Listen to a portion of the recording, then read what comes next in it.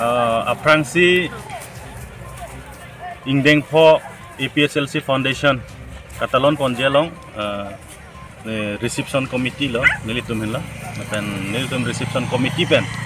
kaduk kowe Karbiang Long atok anu lapen NC Hills lapen Borolen angkang arat tumpan antame nilitum reception committee hoi pen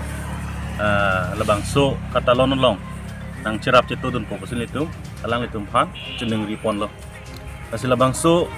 a program non January 21st arni lo ini ke 19 Januari lo non arni siwet lo so pilon de labang so Katalon litum dak ke 2.0 arni lo asila so long reception committee pen bangke nilitum pun an ke cisik sedang pon et lo pasi nilitum tek pon long lo non asap u ison soni hor cisik nangi dolang latamen nilitum piniar ni kang sam la pen penam atapan nilitum tang pon thai bu pasi nilitum reception committee pen ke Karbiang Long angkang piarat teman dapat sini pon lo. Ne ko ana muluk cetong la bang so mai lang. Nilitum matha lo je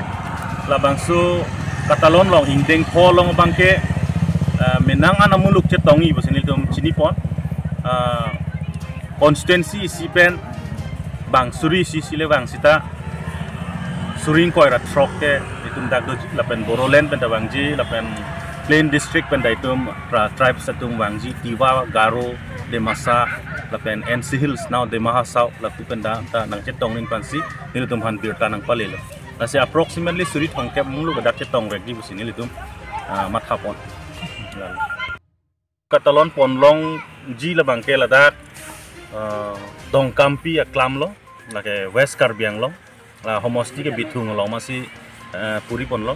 nasi la solong alir acam mate alon nang pidunji dak ilitum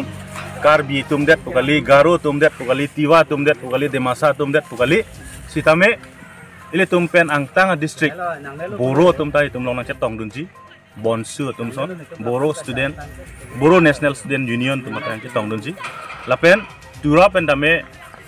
Garo National Council isi regional political party alang tumtang cetong dunji kusindahan birta nang pilo lapen itu East Karbiang Long pen cekoinot Nagaland State long regional party do alang litum tame Rising People Party alang litum ta RPP alang litum tame nang cetong dun unji pan bor ipo bosilang than pon sitame Election Commission of India pen hala assembly election kapang alam kapang dak lam haido istame lang litum an kinang cetong dun po bosi assurance nam hanang pilo tapen Meghalaya khasi leaders tum wangji tapen Mizoram pen tame isi political party do hadak PC People's Conference Party alang litum tame